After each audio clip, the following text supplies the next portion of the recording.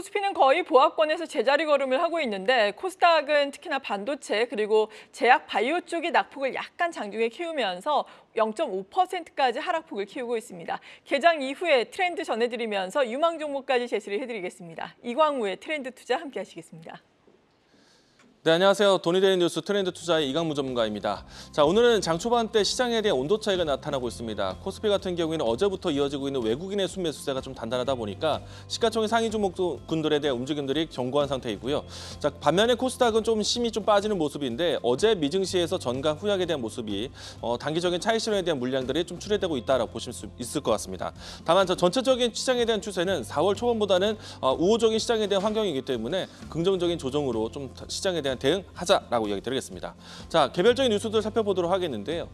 미국과 중국에 대한 무역 갈등에 대한 부분들이 좀 앞으로 좀 더 확산되고 있는 모습입니다.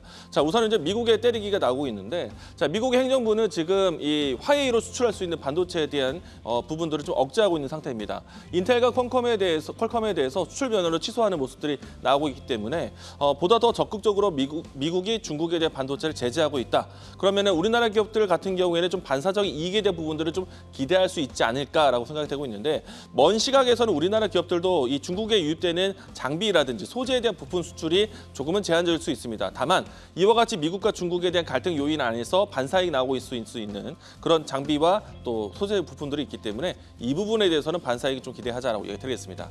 자, 두 번째는요. 미국이 또 중국에 대한 이 알루미늄에 대한 또 규제를 하고 있습니다.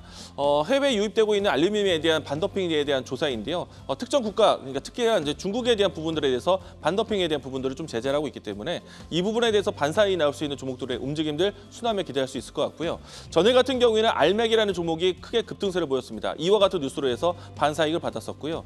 최근에 와서 이 전력 소비와 같은 내용들 때문에 구리에 대한 움직임들이 상당히 강한 상태이기 때문에 비철금속에 대한 반도핑에 대한 이야기들 때문에 반사적 이익으로 비철금속 관련된 종목들의 움직임들도 체크해 보시면 좋을 것 같습니다. 자, 세 번째는요. 이번에는 좀 긍정적인 뉴스입니다.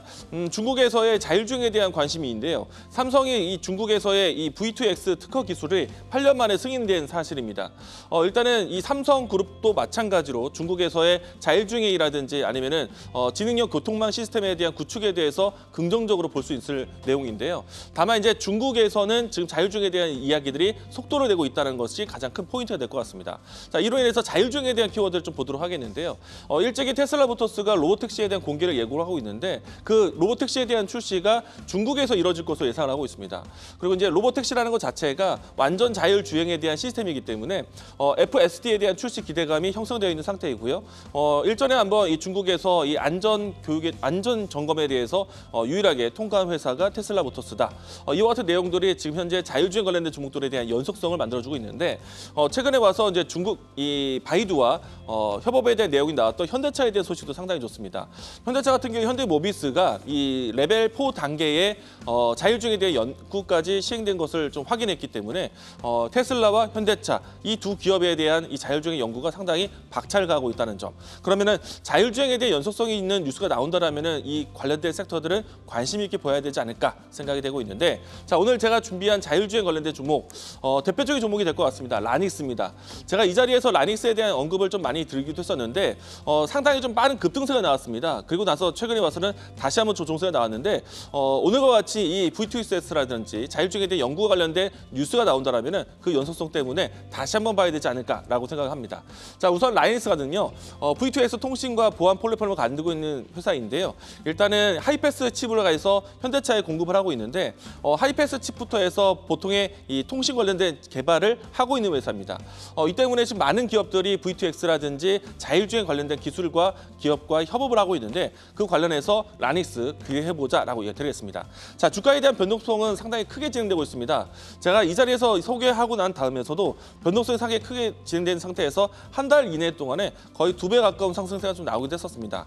다만 이제 현재 위치는 최근의 고점 대비해서는 좀 조정이 나온 상태이기 때문에 다시 한번 좀 적점에 대한 테스트를 할 수 있는 위치, 자율주행에 대한 이야기들이 계속 반복적으로 나오기 때문에 관심 있게 보자. 라고 이야기 드리겠고요. 자, 우선은 이제 현재 위치에서 추가적인 움직임이 나온다라면은 직전에 있었던 고점 라인대 6,400원 라인대를 1차적인 목표가, 그러니까 1차적인 목표가는 6,500원 제시하도록 하겠고요. 손절 라인대는 최근에 저점이 되었었던 4,700원 라인대를 제시하도록 하겠습니다. 자, 돈이데일리 뉴스로 찾아뵙도록 하겠습니다. 지금까지 트렌드 투자였습니다. 계속해서 다양한 경제 이슈를 알고 싶다면 구독과 좋아요, 알림 설정 부탁드립니다.